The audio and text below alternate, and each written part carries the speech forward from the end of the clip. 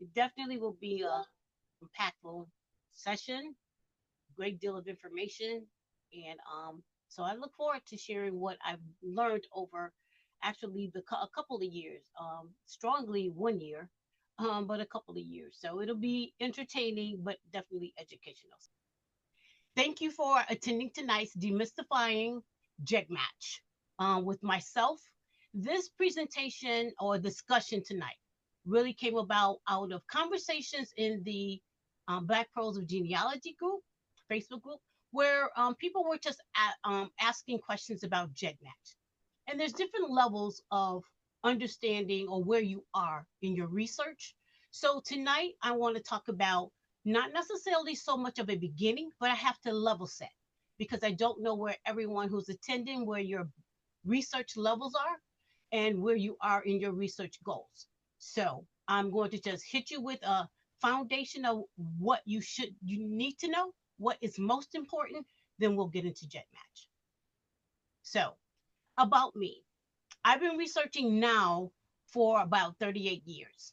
I took my first DNA test in Ancestry 21 years ago. So I was during the beta period. I have not taken another test. They just better figure that out. But I've been successful in finding ancestors who were my first indentured servants, free people of color, my ancestors who were of Melungeon descent, European, German, and some Native American ancestry. So I love demystifying software so that others can get the most out of their DNA research. I'm actually a test engineer, a test automation engineer. All day I work in software with developers. So I am very technical, literal, analytical. And so I believe that gives me, that helps me to enjoy really piercing through what is this software supposed to do and what do we need it to do.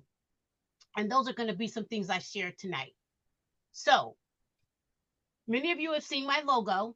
I am the genealogy devil's advocate. And that really just came about because tonight you will hear me share some conversations about, how low do we go? If you're trying to get in Gedmatch, that definitely is a question. If you're trying to find enslaved ancestors, some people tell you don't bother. Why dig in the weeds? But at the end of the day, what I like to do, mainly because that is what my job. My job is to challenge the thinking, think like the customer, but then how is it being presented to the end user and the individual? So the genealogy devil's advocate just means that I enjoy bridging software and genealogy. I definitely love both of those. And so those are my passions. And that's all this means. Doesn't necessarily mean that I purposely try to buck against what people are saying, but I'm going to challenge it. That's who I am. That's what I have been doing over 25 years, challenging what someone wants to do versus what we may want it to do. So, my motivation every presentation I give, I'm always going to give honor to my grandmother because, she was always that generation that used to say, that's your cousin, that's your cousin, that's your cousin. We didn't understand who these cousins were. So, I started genealogy by trying to prove her oral accounts. So, I'm a grandma's girl. And the woman on the right in this slide, her name is Lucretia Wanamaker. In my searching for my ancestors, my family, I came across this photo and it floored me because she looks so much like my grandmother. And I'm trying to set out to prove she's a grandparent of mine or of my grandmother, or is she just a relative? And those are some very strong genes for her to be a relative. But she is 3 generations behind my grandmother. 3. It's not a mother, it's not an aunt. She's a 3rd generation behind my grandmother. So these kinds of finds motivate me and encourage me to keep plugging along at what I'm doing. Tonight's outline. So I'm going to hit you with levels of genealogical research, working with pedigree charts, understanding DNA, that DNA is distributed randomly, triangulating your matches, centimorgans, and working with the DNA painter. Now, when we look at Gedmatch, we're going to talk about looking up a person's profile, the one-to-one autosomal search, which will show you centimorgans, chromosomes, and segments.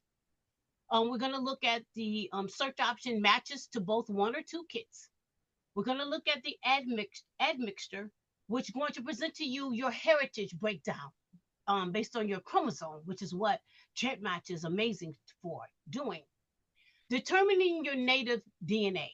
Gedmatch is absolutely one of those tools that will help us to spot point in our genetic makeup where our Native American, our native ancestry lies. So that once you're ready to do that level of research and you can compare yourself against someone else to be able to see, do you match? And is this your Native American ancestry, so that you can try to really hone in and find out who that person is. Then we're going to talk about Gedmatch projects. So we're all here because most of us are in the BPOG acronym for short, but the Black Pearls of Genealogy, um, not just Facebook group, but their Gedmatch project. In those projects, we're just trying to bring a bunch of us together to see what our possible connections are. And Gedmatch, I've just found to be a game changer. When I finally figured out that tool, became a game changer for me, and it will for you tonight as well. So we're going to search for matches in Gedmatch projects, looking at the Merca. We'll talk about that. And we're going to be searching in projects by the segment start. And then we'll be using these features to find our connections. Then lastly, I'll hit you with DNA Painter in Gedmatch, as well as the DNA Painter tool to help you to find visually those connections as well. Now, DNA don't lie, it verifies. And that's one of the hardest things we're coming to learn as we're doing this research. When I started, I was looking for ancestors.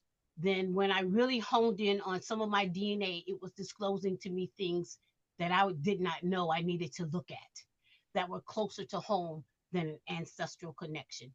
And many times, yes, those are definitely psychological, emotional, behavioral. Those are things that are challenging. But when we do this because we're standing on the word of truth.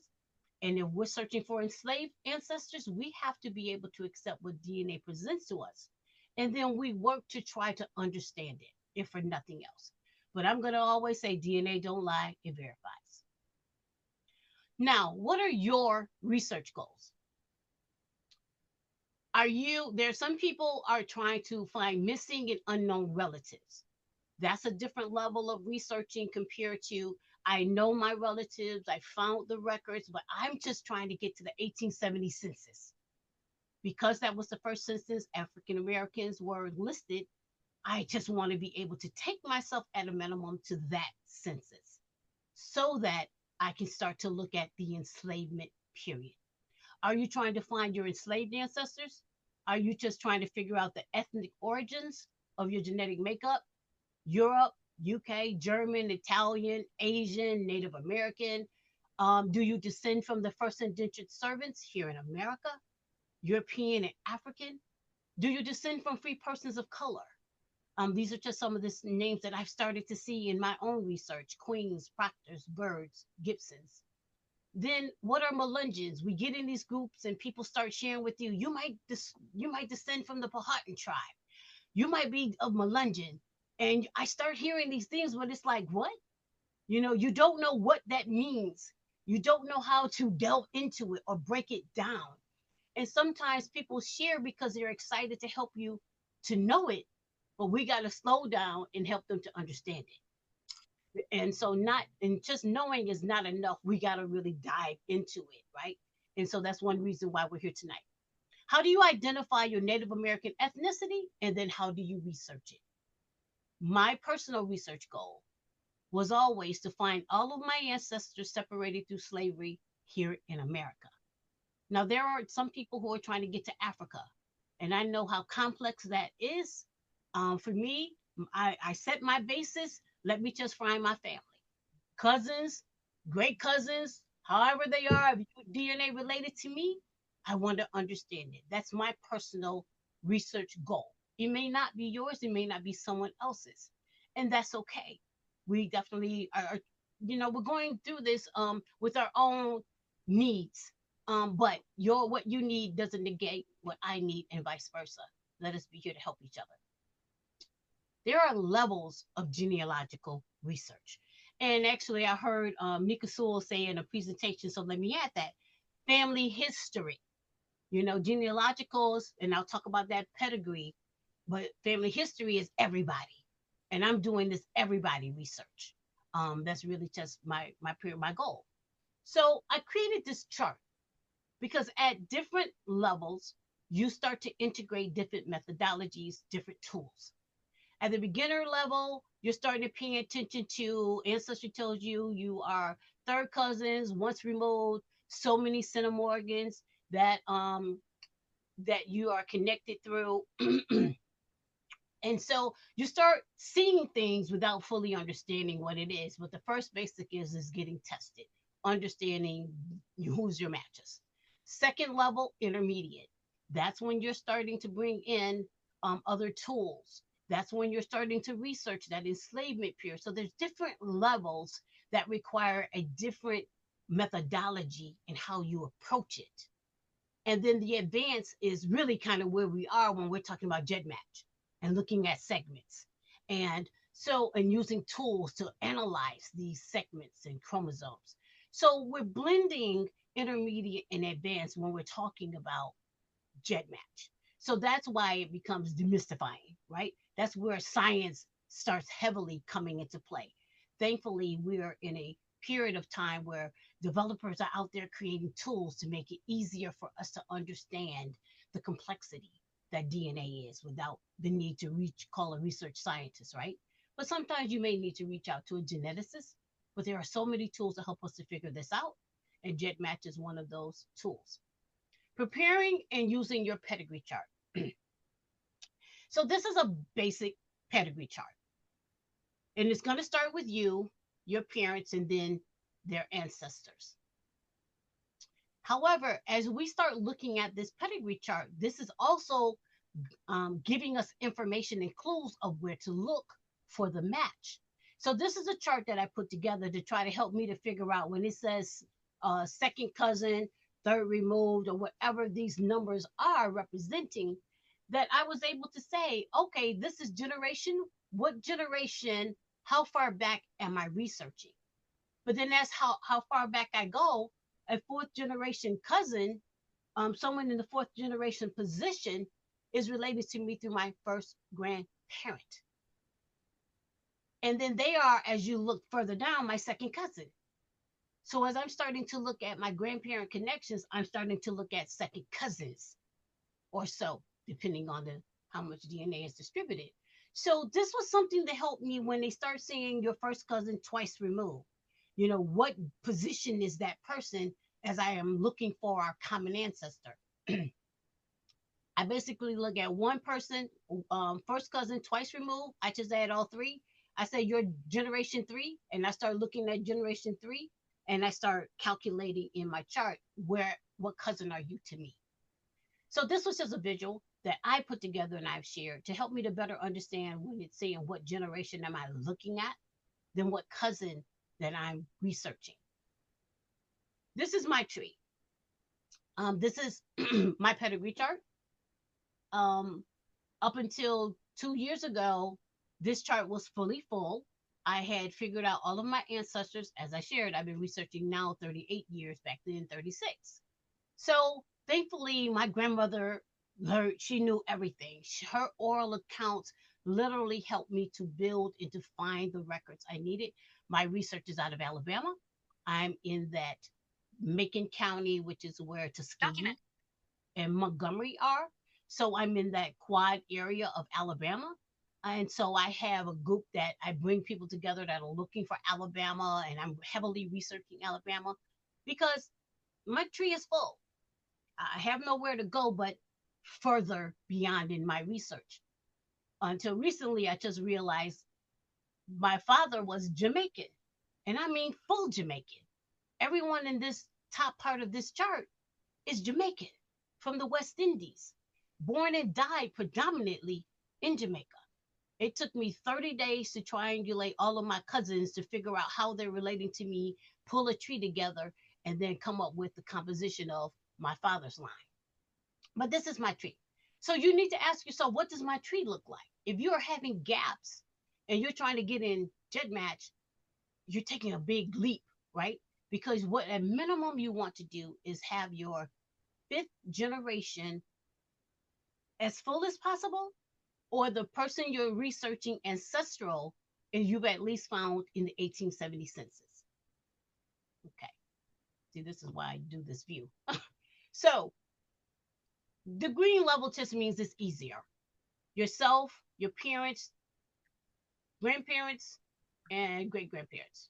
Oops, your parents, father, grandmother, your grandparents. Easier, for the most part, unless you're adopted and you're challenged with trying to figure those lines out. Those can be challenging, but at least the tools, the DNA tools, give you your highest matches. And when you utilize those highest matches, for the most part, you can structure your tree to help you to understand, okay, this is what my grandparents look like. So it's easier. And this is that position in your pedigree chart where you're going to be looking for those first cousins. Now here's where the brick walls come in. And this is when they start to begin. As we're starting to look at second to fourth cousins, we're bridging fourth to sixth generations. That's when we're starting to look at that section that's looking at the mid to early 1800s. 1800s up to the 1870 census. And so it becomes challenging because there's a different level of work you have to do in order to find these matches. So now many people that I know, they're praying that their DNA match is going to have an amazing tree. Because if your DNA matched to me and we hit one of these lines, I'm going to clearly tell you how we're related because I've done this work. But if your matches have not done this body of work, you will be stuck because they are stuck and they're not sure where to go. So these are things you want to be mindful of. DNA will help you to potentially figure out where to look, but it's not going to tell you exactly through whom and through what. There is still work you must do. And we don't want to get into a habit of trying to force all of our DNA matches to explain to us or spell to us where are we looking, because I'll show you later on why you're getting confused when you're trying to figure out your match, and I'll show you why. So this is where I'm at, 1600 to 1700. My tree is branching out. As I said, I found my German matches, some of my European matches, my Melungeon matches, and they start structuring and they start taking me further back. And then once I find those non-African American or African matches, I can set it and forget it because that line pretty much already has been vetted. So it makes it easier to figure out that line is done. I have to do any more work on that line, but that line also helps you to figure out where you want to look and what family you want to be looking at. So you want to broaden your research, but this is where I am in my research every day, all day. And these are the three levels together. So I'm working at the very top is the color code of the generations that I'm researching. I solidly am, for the most part, trying to hit 10 to 10, 13 and beyond. And so some of you in the group have seen, I said, I don't use Ancestry anymore. I use WikiTree because most of these profiles are in WikiTree. And once I can connect to the profiles in WikiTree, I can set it and forget it. I can add my enslaved information that needs to be added. I can research it a little bit better because all of that is in one place. So you start thinking about other ways and other tools to help you to further your research. And so you don't want to be stuck in one DNA platform. You don't want to be stuck in one mindset of trying to find your matches. So when you start looking at the enslavement, you start looking at 5 to 7 centimorgans.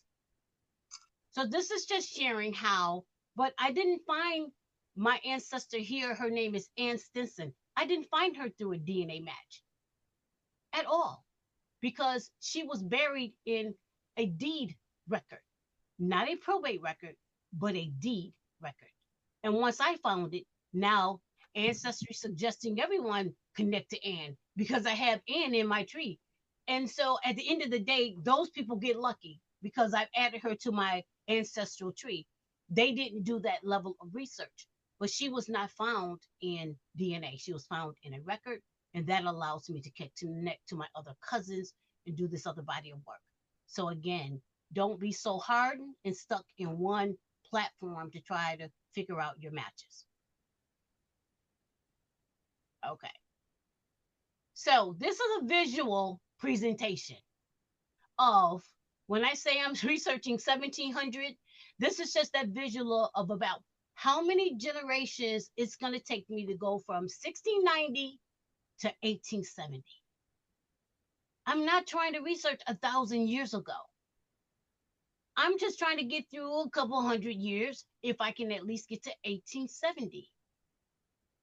So it was a visual that allowed me to be able to look at and say, okay, so if the enslaver had a child with a slave, that DNA did something different than when they possibly connected with a Native American, that DNA did something different. It allows you to start thinking broadly about where your matches are coming from.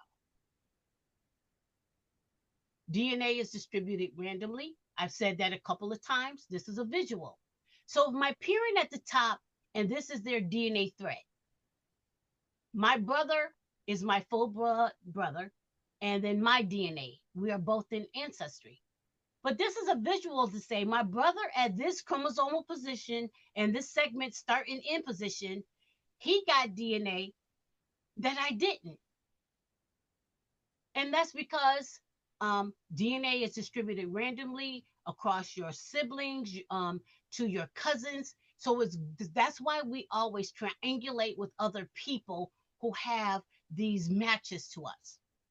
Because some people are not lucky enough to get aunts and uncles and parents in grandparents in DNA. So for me, I have all my cousins, many of my cousins, not all. I have my niece, I have my daughter, I have my brother. That's as hard as I can go. But using their DNA, especially my brother, I get matches that I don't get. That's in Ancestry, that's in Gedmatch, that's in any testing platform. It's been said men pull DNA and they get more matches than women do. It's science. I don't argue. I've literally seen that to be true. So I enjoy being able to look at him and his matches to compare and to be able to say, I don't match you, but I know my full blood brother does. So that makes us related. Triangulating your matches using other relatives. This is just a visual that says you, my brother, and that cousin.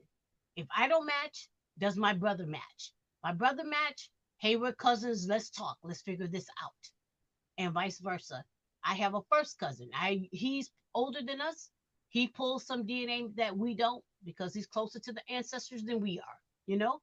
So you use what you got, and we're working with each other to try to figure this out as well because our ancestors were separated during slavery. And so that's why some of our connections don't make sense. And that's why we're working together. This is a busy visual, I know. But what this visual represents, and this was my way of trying to say that at the very top under position A is the slave or an ancestor. Born in Maryland, enslaver, position B. Well, the enslaver has sex with the slave. That means everyone that's in the group were his descendants. When he had children with his wife, they're still related. When he separated those slaves and took them to Georgia, Alabama, and South Carolina, well, guess what? They're still related. So when we're trying to figure out our matches, don't be stuck to a location. Don't be stuck to a name. Because you're searching a surname, forgetting the fact you have to look at the origin of that surname. And when you don't look at the origin of that surname, you're losing the connection that you're trying to make. That's a whole different topic of conversation and research. But there's a term called consanguinity. I didn't feel that forced enslaved propagation of children were Trying to think, I'm losing the thought. It was endogamy. I didn't think that was endogamy. Slaves were not purposely trying to have children with someone that was a relative. So I asked ChatGPT, what's another name for something like that, but it's not, it's forced. And it came back with consanguinity. So I like to share that with others because the forced breeding of our ancestors, I believe, is more consanguinity than it is um, the other term that I'm forgetting. But so yeah, so we want to make sure, we just keep in mind. This is all about me pushing those boundaries again, having that open mind because I'm researching enslavement. So I gotta pay attention to what is the makeup of my line that I'm trying to research and what are the right terminologies for it. Why use Gedmatch? Same thing as before. If you're trying to do all of this, Gedmatch is a great tool to be able to do it. But there are things you want to step through that tool to be able to understand how to use it to get and glean out of it what you're looking for. Yes, you're able to. If someone's uploaded their Gedmatch, their Gedcom to Gedmatch, then you may be able to see top matches, right? And those people may be in different DNA testing platforms than where you are. So it's great to be able to use tools like this. But so you want to just be able to know, yes, all of this is achievable through Gedmatch. But things you want to know before you head into Gedmatch. Know your pedigree line. Know the surnames and the dates and times and locations that you're working with. Because as you begin to start looking at someone's tree, whether it's in Gedmatch or whether it's in Ancestry or after you guys talk and you share trees and you start looking at what are the common surnames and locations that you're aware of, if you don't know that information, you'll look at that tree and be like, I don't know what to do with this. I'm out. In Gedmatch, there are a lot of people who are in there without trees. I look at them and I say, I'm out because you haven't given me anything to try to analyze and figure this out. So make sure your tree is in or your Gedcom is in Gedmatch. Understanding what types of relationships you're trying to connect with, what level of cousin, understanding the terminology is big. This is where the demystifying is coming in. The chromosomes, the segment start, segment end, the MERCA or most recent common ancestor, your pedigree chart versus the descendant list. And again, you need to be able to see a tree. There's different ways of being able to see in Gedmatch. I'll show you that, whether it's through Wikitree or you could go to Family Search, wherever. I need to see your tree, and you need to see my tree.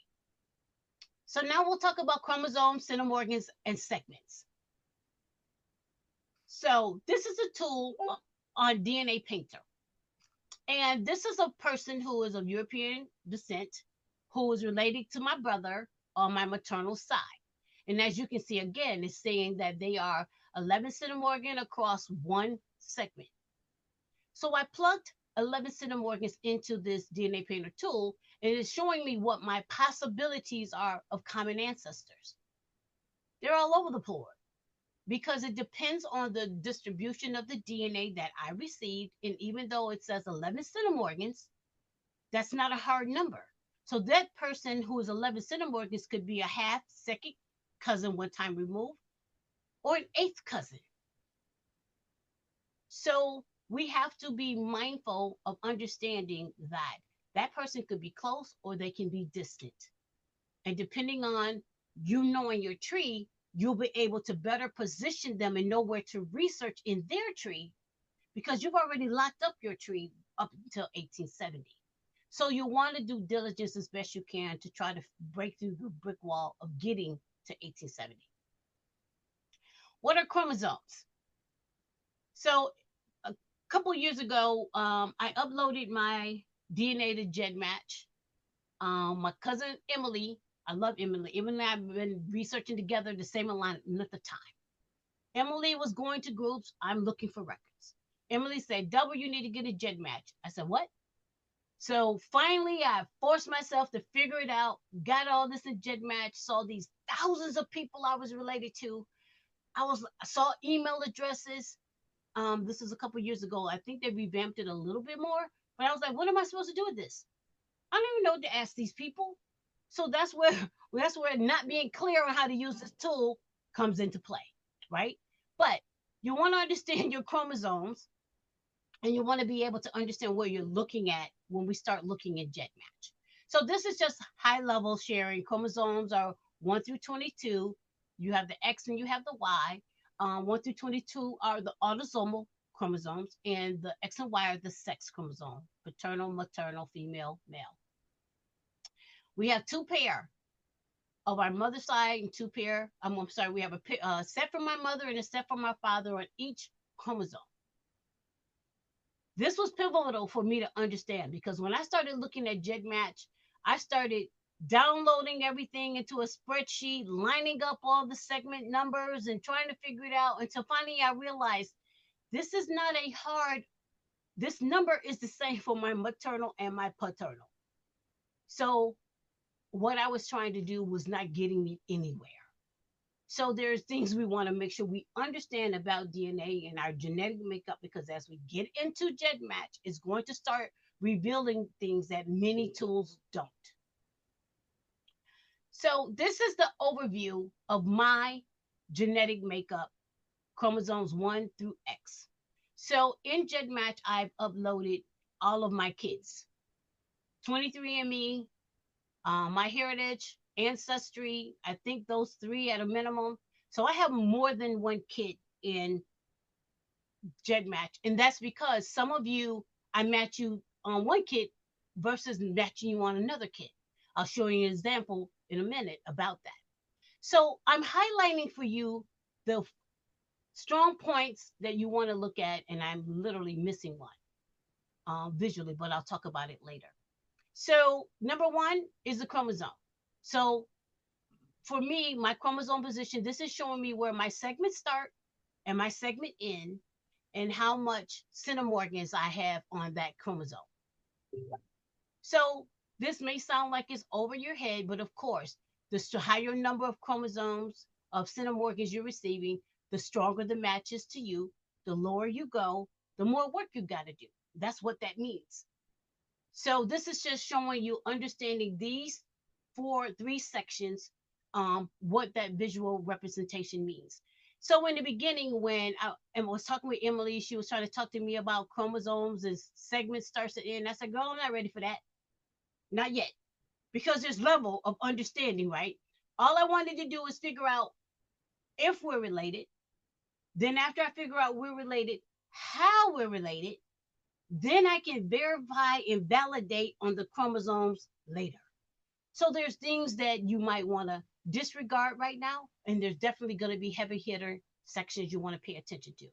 And then as you look in Gedmatch, you can see the X position. So do we match on the X chromosome? And that is a body of work to try to dissect as well. So this is that scientific tool that they've created supposedly to make it a lot easier. And I'll show you why it's a game changer. So the chromosome DNA painter, I'm going to talk about now.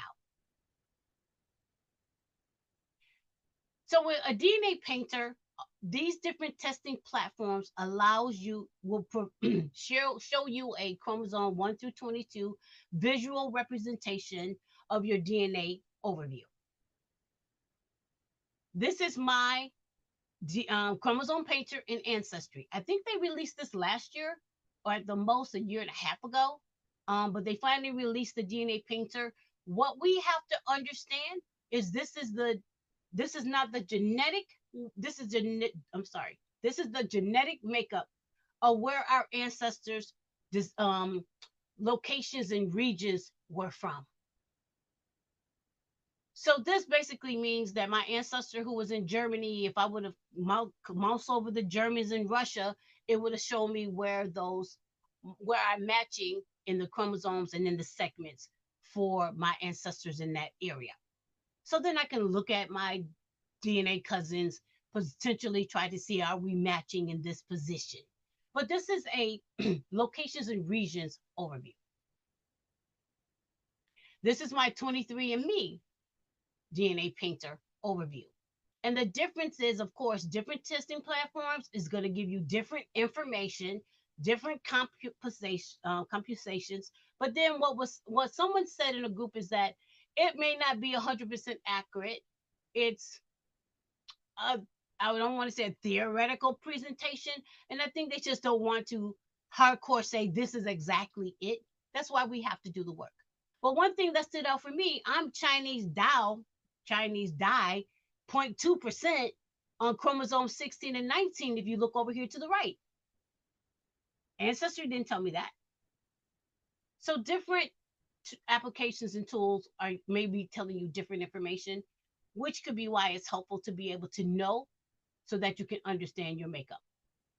Now, when you're getting into tools, so the tools are basically where I can try to understand this visual because now I figured out the cousins. I've gotten your Gedmatch IDs. You've all shared the Gedmatch IDs in the chat, in the groups, in the project. What do we do with it now? How do we interpret this information? So DNA Painter is absolutely a tool I love. I'll show that later.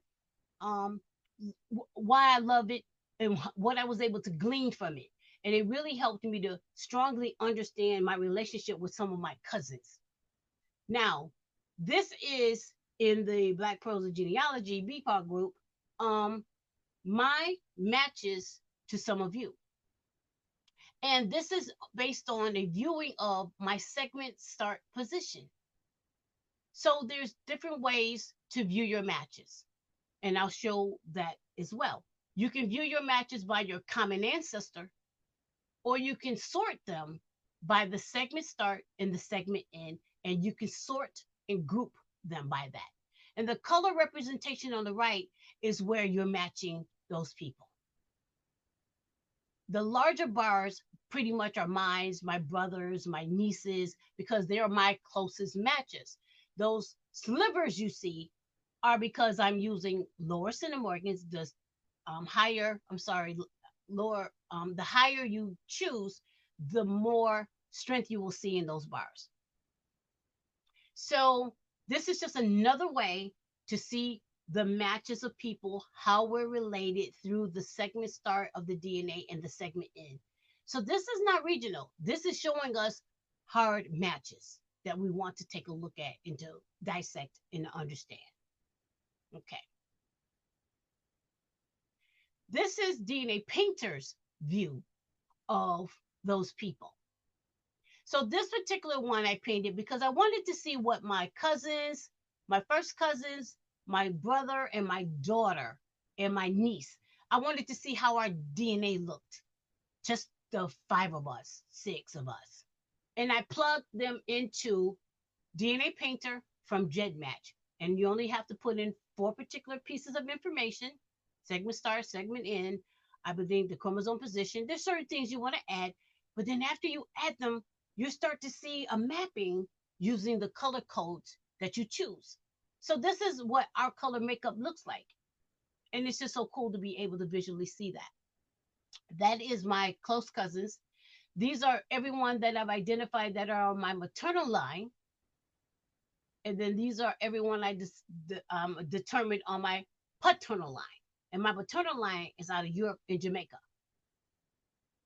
So there's different tools that you can use to help you to better understand what you're looking at.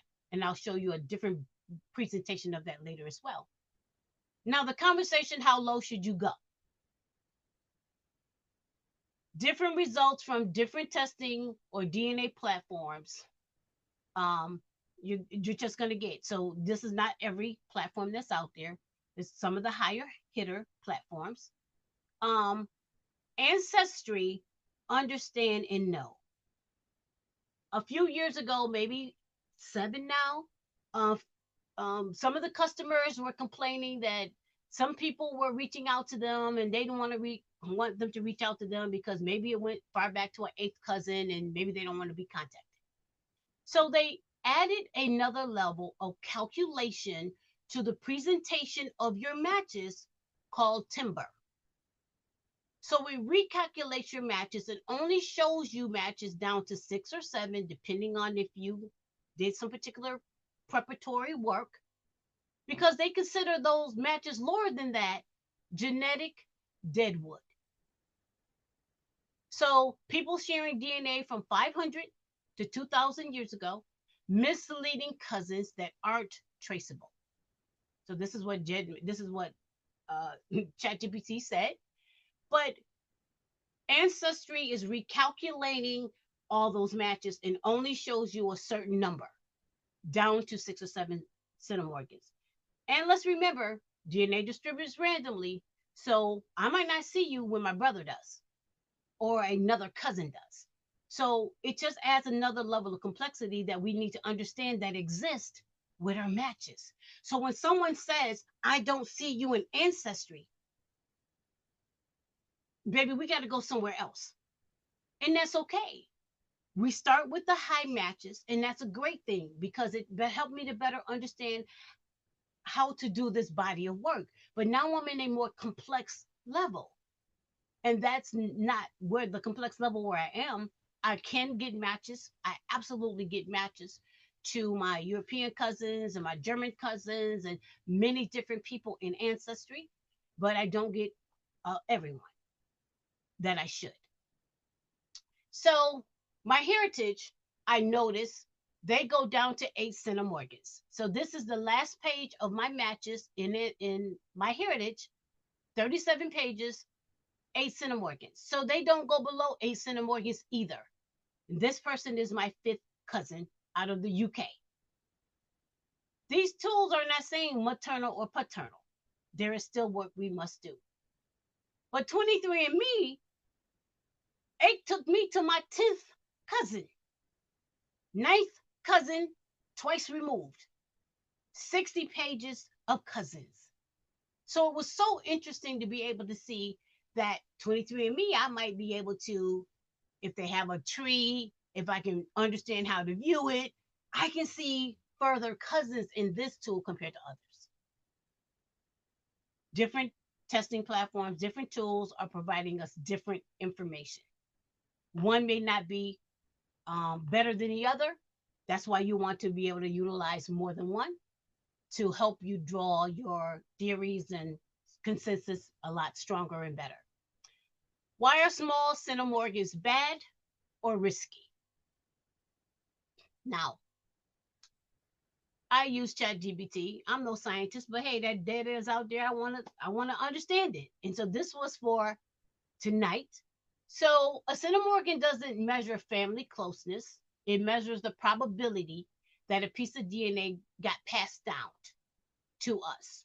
And I am not scientifically strong in explaining recombination, but I think that's when one ancestor is fighting for a position on your chromosomal map to give you that DNA. So it gets, calculated. We may get some from one ancestor and not from another. So there's this fight to the fittest to be in our genetic makeup. That's my crude explanation. However, the older it likely is, they say, the more often it appears by accident. They also say dropping below 7, they start to show up between people who share no recent ancestor at all. We have to start paying attention to what they're saying. They didn't say no ancestor, they said no recent. Absolutely very true. The further lower you go, the further back you are. That's not a close ancestor. So you wouldn't want to necessarily go to 3 if you're still trying to find an 1870 ancestor. If you're researching enslavement, you may want to take it down a little further. When I first started, I started at 7 because that was the minimum. Then when I noticed, I was like, okay, I found as best I can. What does 5 show me? 5 showed me a little more. I didn't jump further down just because I wanted to. It was a progression so that I could vet the results that I was looking at. Okay. So the biggest culprits is IBS versus IBD. Someone shared this in the chat just not too long ago, so I was glad I had this in my presentation. IBD, identical by descent, inherited from a real shared ancestor. IBS, identical by state, looks the same but came from different ancestors. Absolutely. Absolutely. So I could be related to you, but not through who I think. And I'm saying that because that is what I was able to find out. I had a cousin with the last name Rhodes. Hands down, my maternal line has Rhodes. I was trying to force her into the Rhodes position because that's who she had in her tree. She wasn't a Rhodes. She was a Wickham. So we can't get stuck even in the surname because we have all these different grandparents that we're trying to find our connections through. So yes, a name isn't always going to help you pinpoint that position, but it's a starting point. It's a starting place. Okay. So the last one down here says professionals avoid these small segments because they cannot tell IBS from IBD with confidence. Please understand what that means is you have to do the work. I can't use a 3 center Morgan match if I haven't, if I know that I need to go do the work, find the records, go dig a little deeper, go find more information to substantiate that match. Don't just stand on a low match and say, I'm done. I said it and forget it. You still have bodies of work you must do. Small segments can often reflect thousands of years ago. The bottom, genetically useless, even if technically real. Isn't that interesting? So you're genetically useless, but you are valid. And they, to me, that all that means is I got to do the work. Everything just goes back to you got to do the work. Scientists don't like absolutes. They like error states, black and white, black and white. And genealogy is in that line, shades of gray, because of the messiness that was that enslavement period that we're trying to dig through and unbuckle. There is no absolutes. There isn't. And so, therefore, I can understand why they feel how they feel, but allow me the ability to continue to search where I want to search because I know it's messy.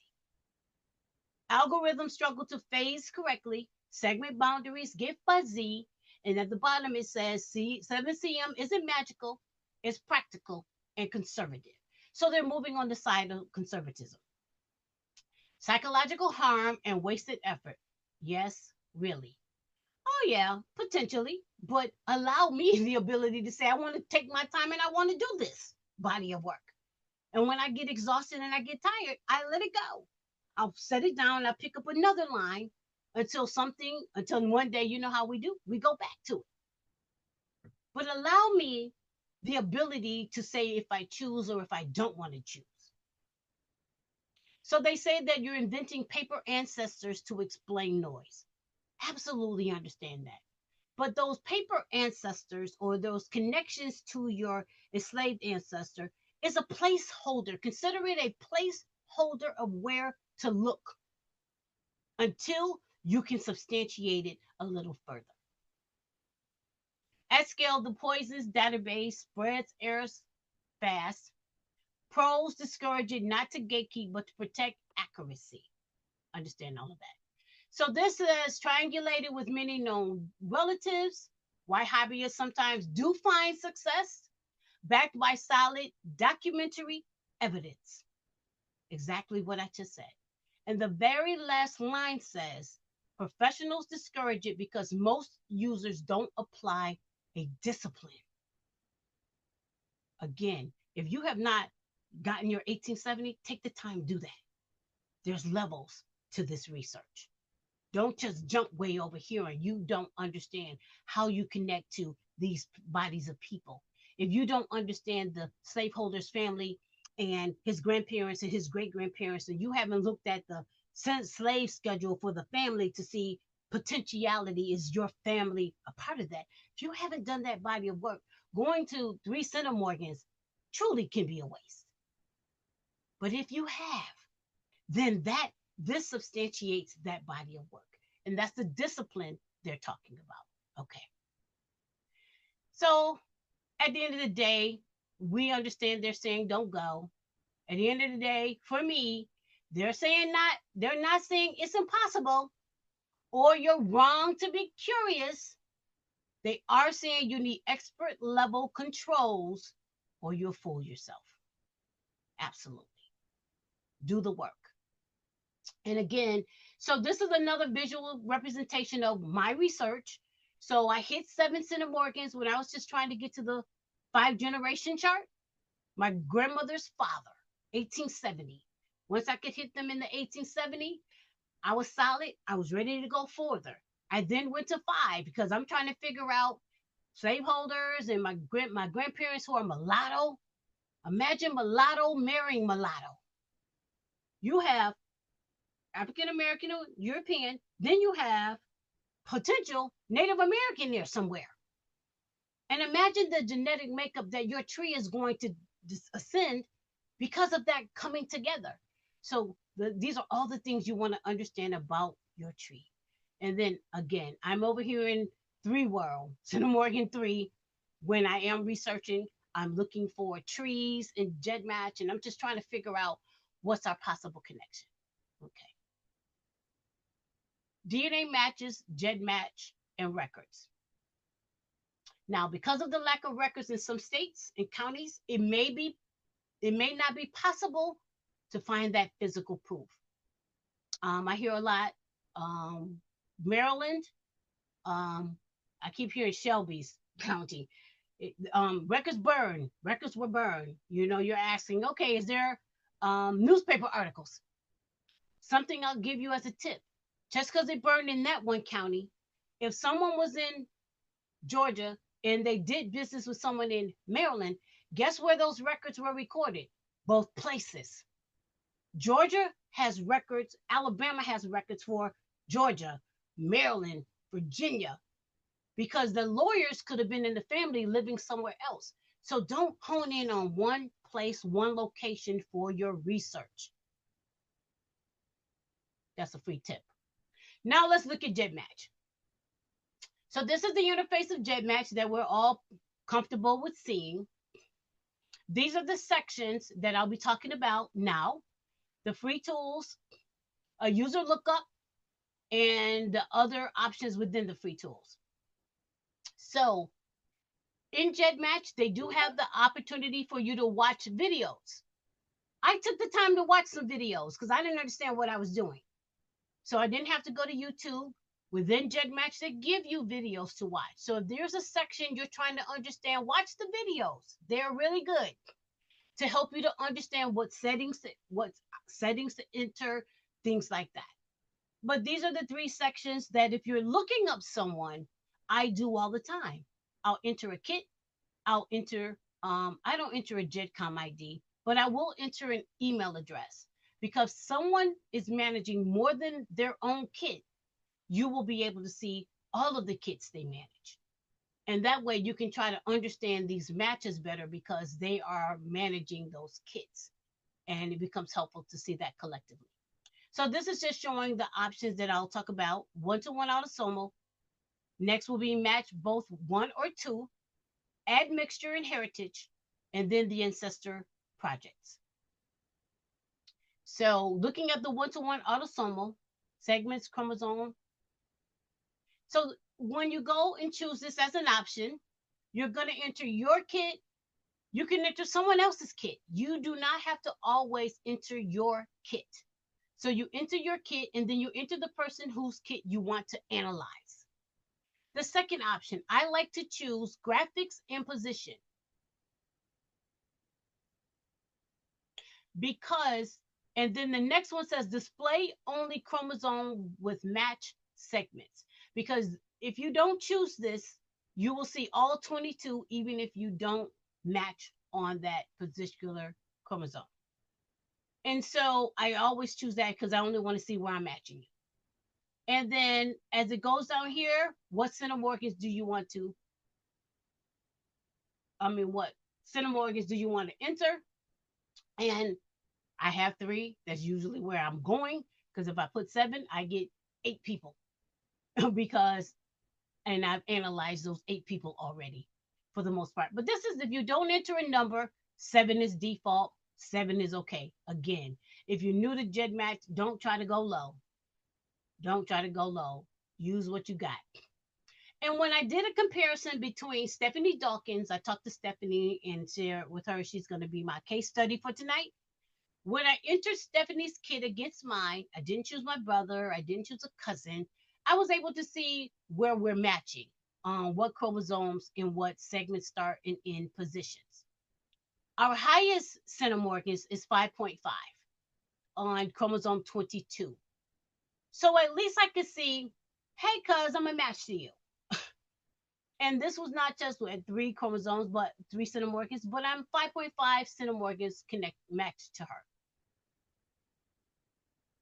So now she also shared her father's and her mother's kit. I said, okay, let me see if I match her father. I entered her father kit and I match her father at 4.8 centimorgans on chromosome 5. Now, the darker the color of the match of the segment position, the stronger the match is. The lighter, the more work you have to do to figure this out, or the further back that match potentially is. So just know that. But then her mother, using my ancestry kit, I have no matches. And I said, okay, that's interesting. So then I said, okay, let me check her mother against my 23andMe kit. This is where I match. So, like triangulating your matches with other cousins, having your other kits in here helps you to be able to see where you're matching for one DNA testing platform versus another. I know that some people combine all their kits probably so they can get all of the chromosome positions and segments, but then I've heard not to do that. So I see people do it. I've heard it may not be best practice, but at the end of the day, this is a conversation to share with you that ancestry, I had no match. 23andMe, I do have a match. So it's just helpful to be able to see your possible matches against other kits. So this is her mother. Okay, so that means I match her mother and her father. Now, manipulating SNPs to possibly view matches because you can't go lower than 7 centimorgans. If you're not in a project, you can't go lower than 7 centimorgans. Sometimes you could go to 5 depending on that tool. That tool will tell you how low you can go, but you're stuck at comparing 7 centimorgans and that's it. You can't go lower than that. With the one-to-one autosomal, I can go to 3, but with Stephanie's mother, I had no matches. So you can manipulate the SNP section, which is right above the minimum segment CM. You would enter a 25 or a 50. Scientifically, what that means, I can't tell you. I just know that people do it and it works. But what I can tell you is, from what I could tell, it mimics being in a project and being able to go to 2 or being able to go lower. So if you're stuck with 10 centimorgan, 10 CMs, and you want to go lower, and they give you the ability to manipulate the SNPs, that's when you can potentially see more matches to that person. So this is Stephanie's mother, my ancestry, with the SNPs manipulated to a 25, and she's hitting every chromosome I had. But look how light that coloring is. So do I trust it? Can I trust it? So sometimes it just goes to a measure of how much work am I ready to put into this match right now? So for me, honestly, I don't manipulate SNPs. I just like to go in projects and I'll go there compared to this because I don't understand this as much, but you can see you're related. I have seen some people, I hit every one of my kids. I absolutely am not related to you. I'm happy to see that. That means I have no matches to you whatsoever. And so that's okay. Okay. Now we'll look at checking matches to both kits, 1 or 2 kits. So you enter both of your kits, and here in this option, you can only go to 7. 7 is the lowest. I don't do any other options. And this is going to show you who all match you and that person. Each tab above the text above that says kits that match one or both of kits. Basically, the first one says these people match both of you. The next tab says all of my kits, and the last tab is all of their kits. So basically, what you want to look at, what you see here is what I call the money. So this is the money. The generation that PCDR matches me is at 4.7 generational ancestor. So that pedigree chart right here is where you're going to say, oh, this is where I match you. 5.7 generation. Let me look at my pedigree chart.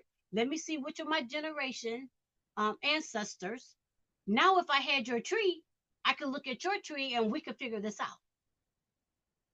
So PCDR matches me, matches Stephanie at 5 generations, which 4.7 rounded up is 5.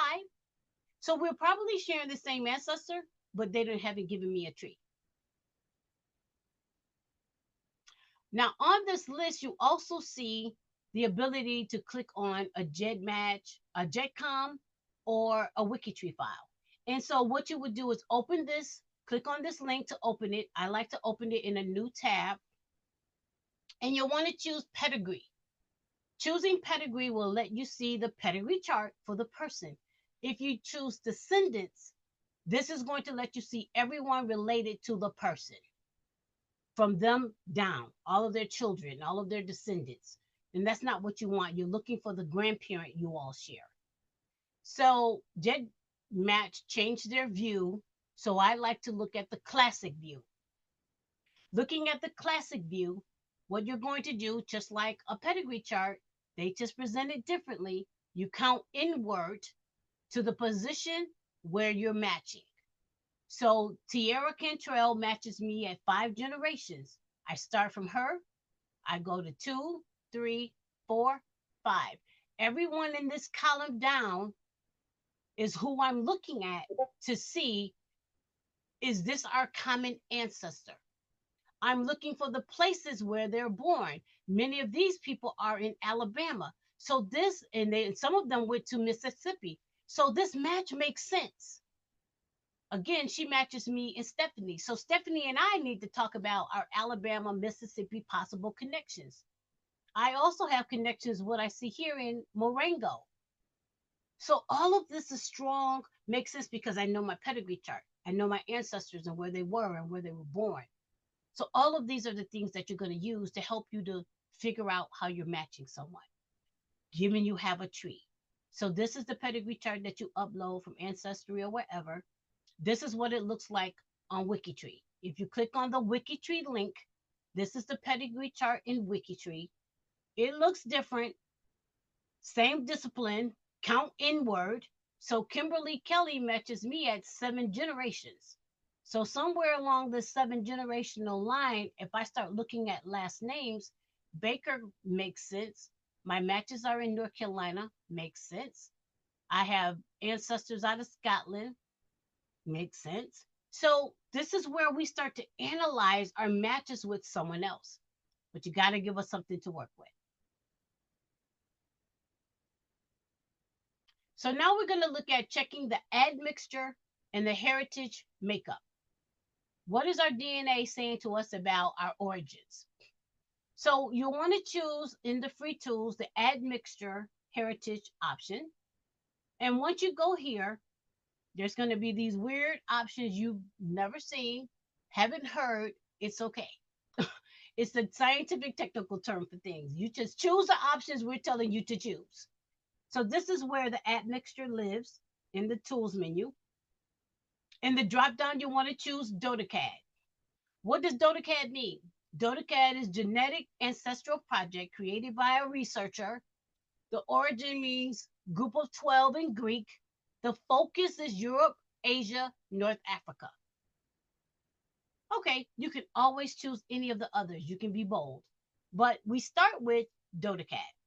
After you choose DotaCAD, this is kind of a visual geographic origin of the DotaCAD option. And the DotaCAD group: Americas, East Asia, Africa, Atlantic, Baltic, Australasian, Siberian, Caucasus, Gedrosia, Southern, and South Asian. Whoa. Amerindian, Native American tribes, Algonquin, Iroquois. So pretty much the Native American. So if you see any Origin within Amerindian, that's telling you that you do have descent from that origin. East Asian, Han Chinese, Japanese, Korean, and these other options. African, West Africa, East Africa, these options. Atlantic, Baltic, North and East Europe, Scandinavian, North Germanic, British Island, and North France. And Baltic Sea, Northern and Eastern Europe. So I know that I have a lot of Europe showing up for me in my, so I'm interested in that when I see the results. Australasian, the Aboriginal Australians, Melanesians, so these are all of the different makeups of those groups.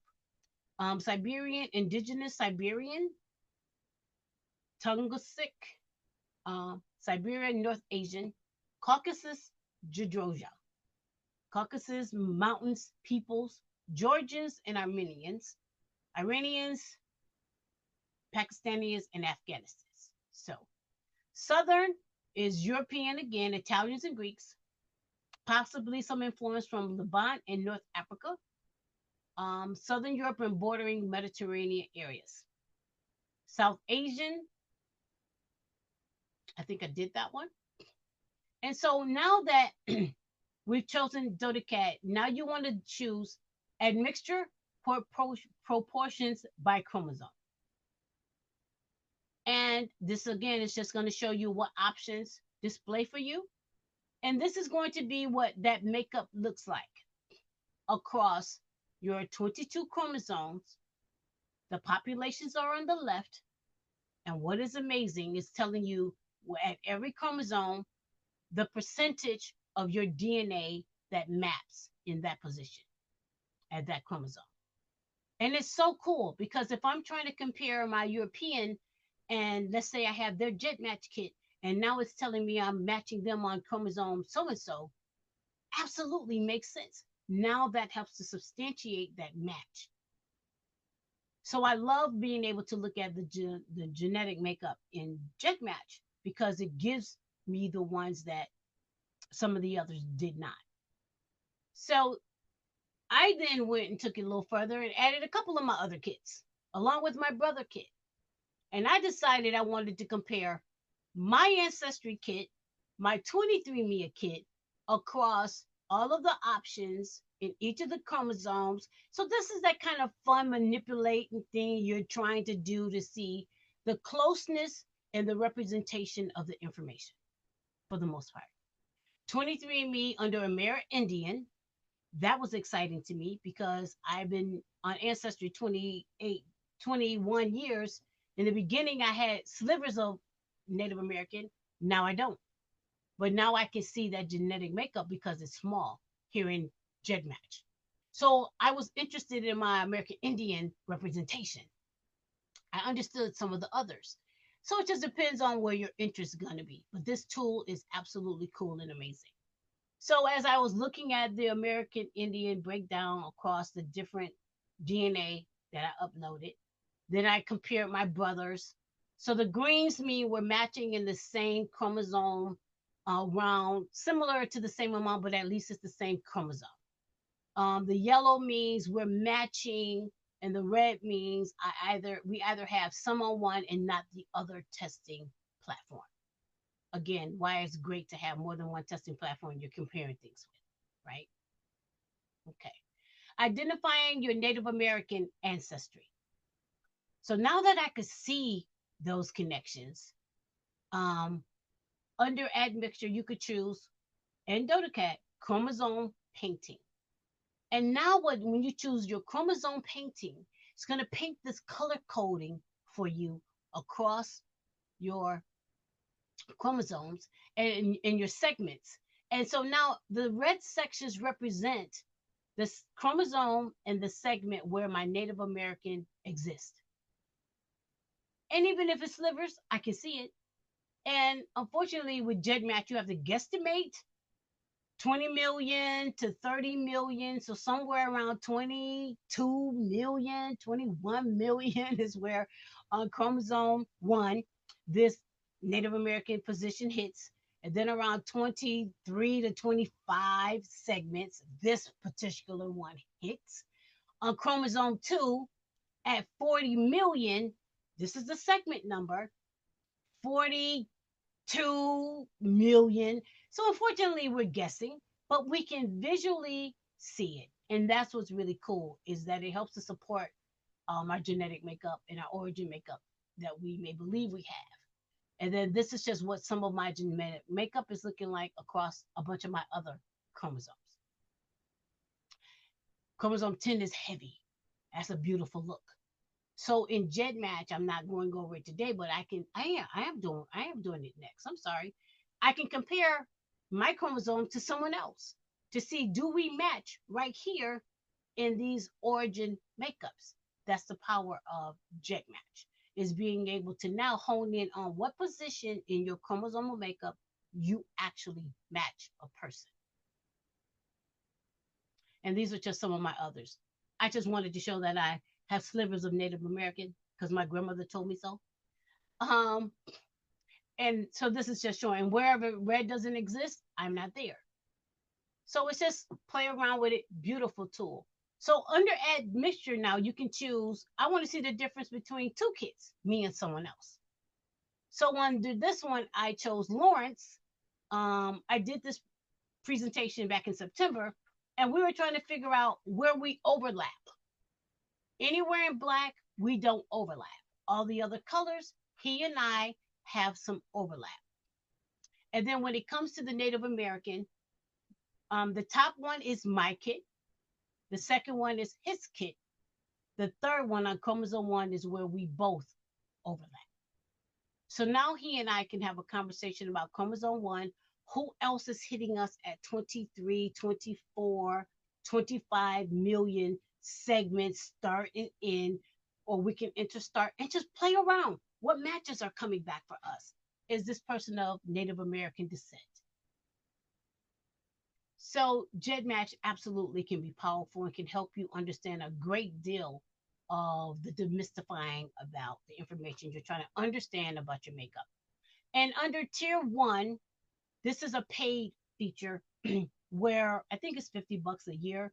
But now it's where if you want to do a segment search, you would enter what I was talking about, that 250 million to 280 million, because I'm trying to analyze that position where he and I matched.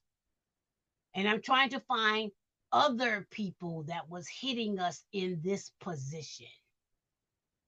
What's interesting and cool, I'll tell you, David Williams and Patricia Bernard matched me on my father's side, Jamaican and European. But it's that European side that comes back on my maternal side. You just gotta know your matches. You gotta know your pedigree line. You gotta know the origin of your ancestors in order to make this stuff make sense. But these are some of the tools that Gedmatch will give you to figure those things out. And then this was my way of being able to compare Lawrence's kid to my kid, in order for us to figure this out. Then look at someone's Gedmatch, look at their pedigree chart. And I saw the name Da Silva. I was like, that's interesting. And then she said she was born in Brazil.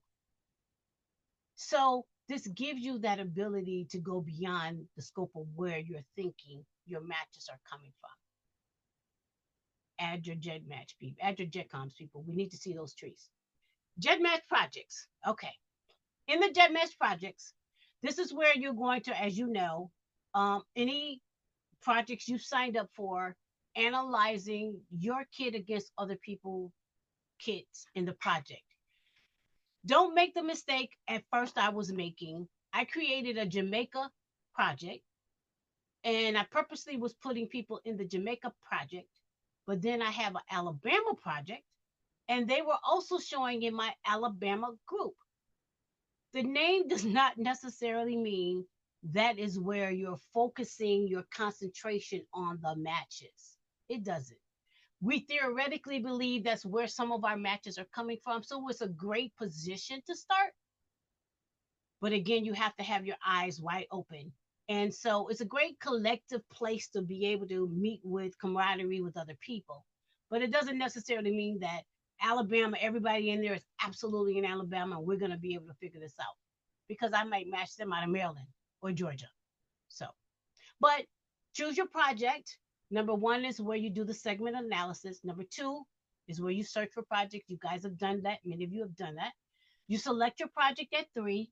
You enter your kit at 4.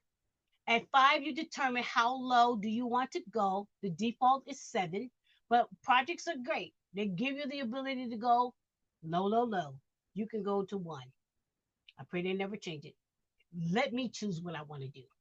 But yes, it's noise. Yes, it's a lot of names. Yes, it can be daunting. But so choose wisely, choose carefully. And when you maxed out everyone that you've maxed at a certain number, then go to the next number. So just don't nilly willy. At the very bottom, at number 6, you can choose a particular chromosome you want to research in the group. So that's cool if you know chromosome 2, chromosome 5. You can also include chromosome 23, which is your X, or you can exclude it. But by 8, the default is the most recent common ancestor. This is the money. That's all I'm going to say. I'm going to go right over here so we can look at the money. The money with Merca is, again, the position where our common ancestor we should find, where we will find our match to each other. When I understood Merca to be that, was a game changer. Because when I see a tree and I see a Merca, I know where to look. And now I get to look at your tree and I get to look at my tree and I get to be like, oh, this is where I think we're matching. Let's talk. Having a tree is a game changer. Having the Merca, absolute game changer. And so, yes, other tools tell you fourth and fifth cousin. No, get to the money. Show me the money. The Merca is the money in Gedmatch. Who is the person where you would be matching? Now, I will tell you it's a give and take. So I do a range. 5.76, I round up. 6.3, I round to 6 or 7 generations. Because again, we're trying to figure out which ancestor would it be. It could be someone's father. So, you give and take. It's not don't consider this a hard number. What I will tell you, and I'm going to tell you now because it's coming to me. This isn't telling you maternal or paternal. This isn't telling you, do I match you more than one way? That's something people don't give any consideration to, and I will talk about that very soon. So again, my pedigree chart was full. I talked about that. This is a comparison of 7 CMs versus 3 CMs in the DNA Painter tool that shows you your common ancestor possible matches, the range of your matches. Look at the difference. The difference between 7 and 3 means I lost a half-second cousin. 10 to 325 centimorgans. That's it. Everything else was the same. So you just have to do the work. You will see more centimorgans. You will see more options the lower you go, but the range is vast. So they may say 4th cousin. They may say 2nd cousin, one time removed. It could be a 6th cousin. So you just have to do the work. This is just showing you the people that I match. I went down to, from what I could tell, 5 centimorgans and the Merca where I matched them. And the people in green are the ones that I can look at their tree and say, let's talk, let's analyze what's going on.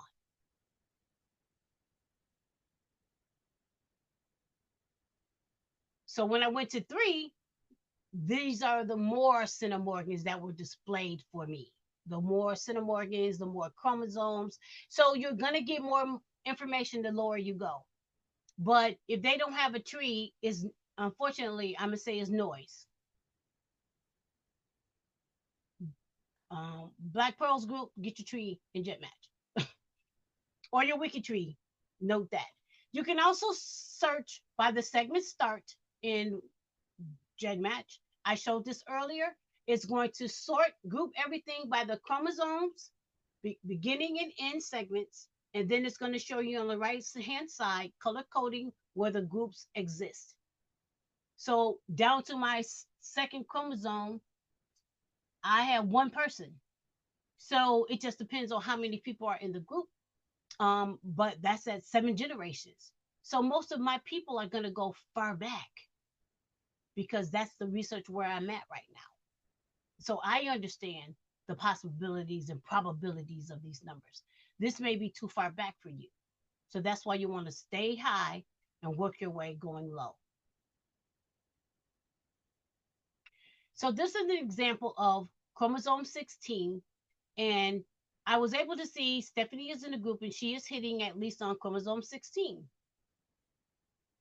So I was like, okay, let me check this out. And then I looked a little further. I did a control find in the list for Stephanie, and I saw that she was hitting me on chromosome 17 also.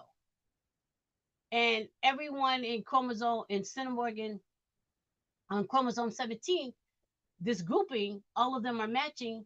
We are all matching together. So the first place I wanted to ask her, because she has a tree, is let's talk. I could get with Jay Cherry, that's someone new to me, and I could say, let's talk. We're kind of hitting in the same position. Jay Cherry is 7 generations. Stephanie is 7 generations. So we all collectively can have a conversation about where our probable matches are. So here's Stephanie, and this is what her breakdown looked like for me. I met her in the Freeman Friday group. So, we all start sharing. Here's your Gedmatch. Here's my Gedmatch. And she shared with me all of her Gedmatch IDs for her parents. But when I look at her overview, she started at chromosome 17. Then it started over 5, 6, and 16. And I was like, why did you start over? Why didn't you start 5, 6, 16, 17? When you understand software and you understand grouping by the common ancestor, what this suggested to me is this more than one person I matched her at. So before I even understood her tree, I looked at this and I studied it and I was like, is this more than one person? Because that sorting and that grouping didn't present chromosome 17 in position after 16. It was first. So something was telling me I needed to dig a little deeper. And what did this mean? And so, yes, when I look at the chromosome position of her dad, her chromosome is segment position. When I look at the chromosome segment position of her mom, I matched them on chromosome 5, but notice the segments totally different. Totally different segments. So again, this is when I thought 5 would be one person, high was father, low was maternal, or vice versa. No, you just have to do some work. But I do match both her parents. I have a lot of grandparents I have to analyze. So this was telling me I needed to dig a little deeper of my matches to her. And so this was pretty cool. And because she gave me a tree, I can now look. So her and I've talked, she shared her tree. As I analyzed her tree and I opened up opened up the ancestors and the flyouts, I got down to this one and it said Rhodes out of Virginia. No other name made sense to me visually. So my probability of a match to her right now is at Albert Rhodes, who was born 1824 in Virginia. I said, let me go and see if I have other Rhodes. I have Rhodes. I already knew that. But I wanted to see, do I have Rhodes that would hit her and I? Or do I have Rhodes in Virginia? So this is the next level you take with your matches. Let me see, do I have matches to the names in your tree? Because now this is opening up my connection to you I hadn't thought of. After I analyzed her Rhodes, I said, okay, let me look at your father's line. And then as I looked at her father's line, the name Poe became prevalent, P-O-W-E. Sometimes it's Pew, P-O-U, P-U-G-H, many different many different ways of spelling that. So I was like, this could be a possibility. I see in her tree that Mr. Thomas Erasmus is on the upper side and the lower side. So we understand what was happening there a little bit. Looks like he had 2 sons, William and Alexander, and somehow or another, Jordan and Oliver. had sex with some slaves and produced Jordan and Clarissa. So, am I possibly matching her through this line? I looked for the name Poe, and my brother, he has some matches. These are some things I need to investigate. So, combining your Gedmatch into another tool like DNA Painter. I showed you my visuals. I prefer this view than the Gedmatch view. It just depends on how you like analyzing your information. But in DNA Painter, after you add a person's name and you click on the name to analyze it, this is where all of her DNA represents across all of the chromosomes. When you click on the name and you say, let me look at it, everyone in this position now that's matching lines up. So this is how Stephanie matches all of the cousins whose information I've gathered and Gedmatch information so that I can understand how we are related collectively together. So this is just another tool to help you to be able to see how to investigate the Gedmatch data, the DNA data against your other cousins, and to visually give you that understanding. So what I was doing, I was looking at names and I was saying, well, you are matching my highest match. And I would reach out to people and say, hey, search your matches for the name Wiggum. And they would say, yes, I have matches. And I was like, I knew you would, because the DNA lined up.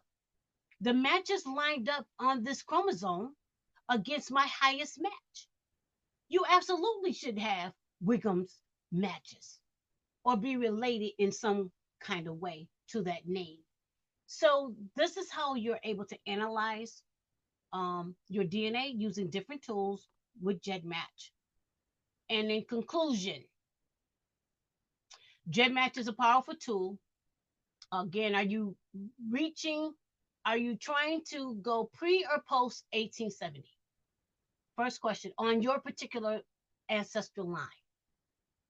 If you're not on 1870 on that line, I'm not going to say stay out of Gedmatch, but you are going to struggle trying to understand the connections if they're for that line. But for your 1870 ancestors, if you're there, if you have researched them, this could definitely be a helping tool so that as you're looking at other people and their trees, then you might be able to find some breakthroughs. I found my very first free person of color descent in Gedmatch, and it floored me. It absolutely floored me. And he was like a fourth generation position. And I was like, in my tree, my fourth generation position was empty. That was so cool. So these tools are helpful. Have a methodology, have a strategy, and don't just nilly-willy. Pay attention to the Merca. That's your money. And the tree. Those are your money. Look for close matches first. You may not be ready to research segments, and that's okay. I uploaded mine and ran. It took me a year before I went back. And after I went back, I was ready to understand it better. I watched videos. I got with other cousins that was helping me to understand how to use the tool. That's why we're here. I'm sharing you the heavy hitters. Oh, there's so many tools in here I've not touched that someone can help me. In September, Lawrence helped me to understand how to view our Native American connection because I was researching the Native American descent. Did a presentation on that. And it was amazing. I was so grateful he knew something I didn't.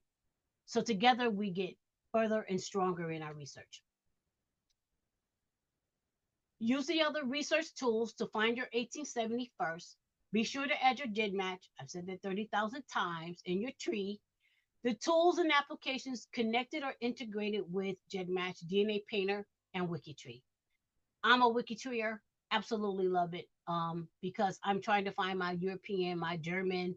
I'm looking for my Scottish. I'm looking for my connection to them. And they have their Gedmatches in WikiTree. Game changer. Now I don't have to ask people. I don't have to talk with people. They have their stuff already in WikiTree. You can analyze their Gedmatch IDs in Gedmatch and see where your matches are.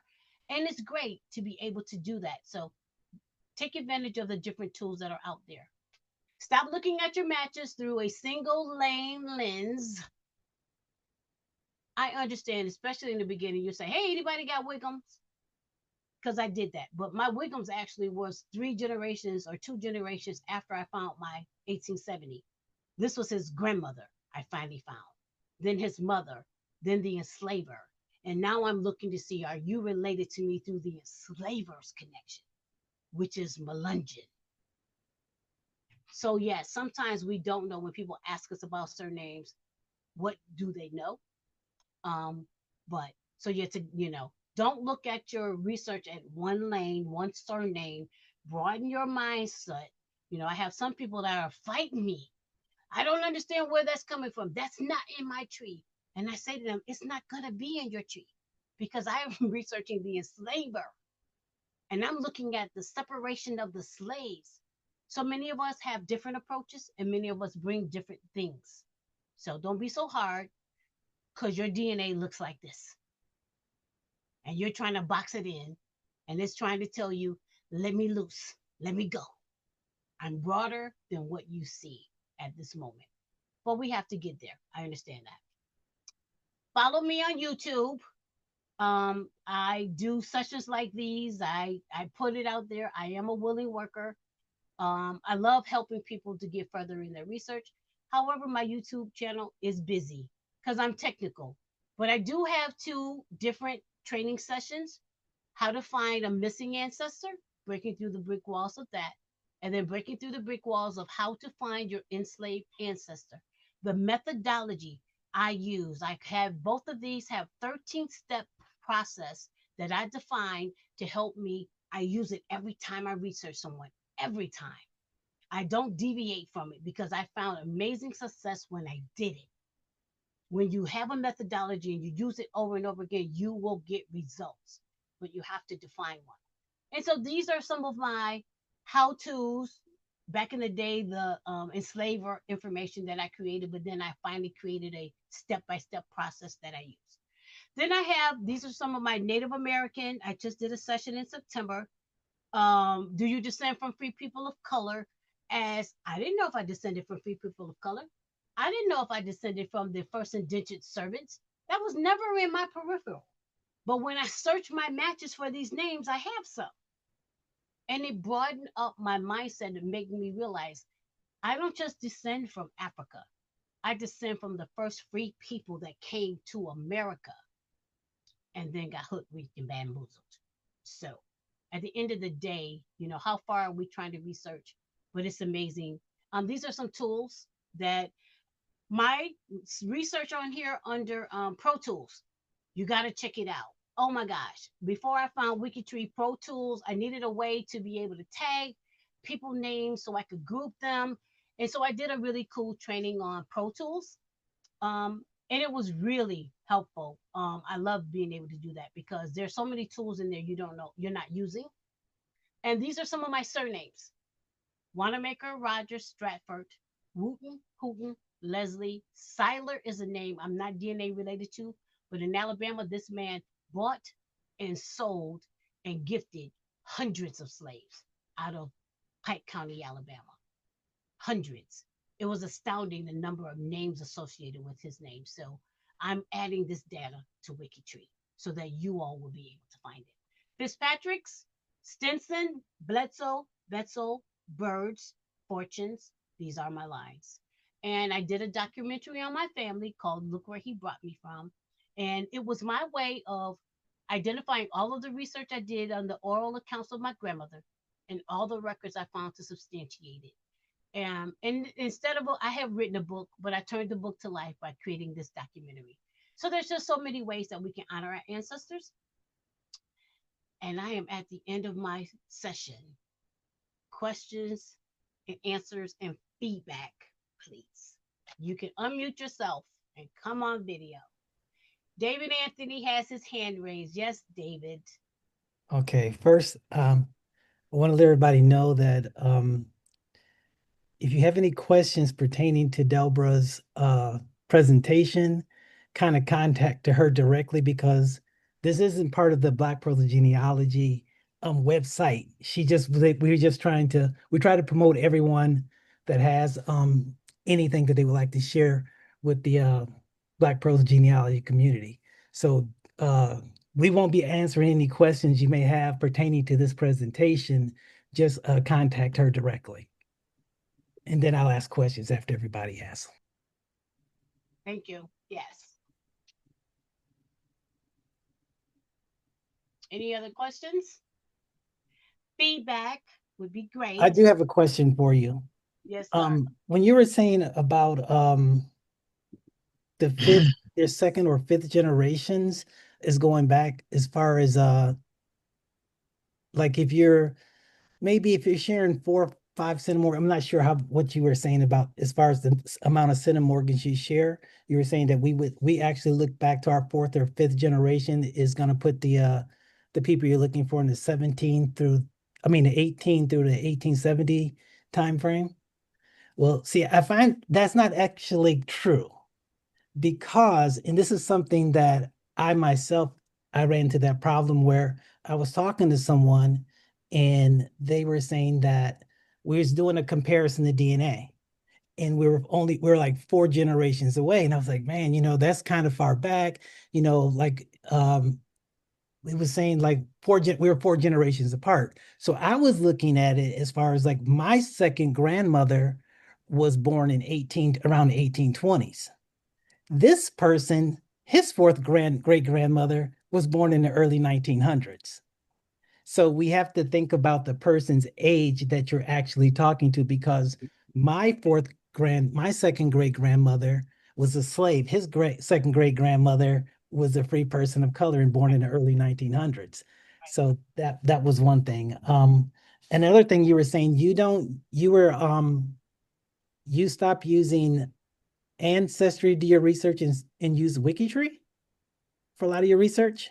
Yes. What happened was I moved all of my ancestral projects to WikiTree because I wanted to be able to try to have a better sense of seeing these cousins that I don't see DNA connections with.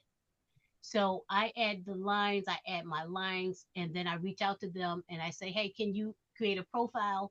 I walk them through adding their DNA so that we can have a better sense of understanding our matches. So I use Ancestry to build and strengthen the profiles in WikiTree, but I no longer personally add my data because I already have it. And honestly, everything I have is already in Ancestry. I And moved to and WikiTree. so you're talking like through the Black Heritage Project, right? Right. Okay, so I'm an administrator of that as well. So I'm like one of the, I kind of know what I'm talking about. So the thing about with WikiTree is there's not a lot of people of color that has profiles there. So you don't want to stop. What we're trying to do is we're trying to get more people of color to add their profiles there by not using Ancestry. You want to continue using all the resources that are available so you can find the documentation to verify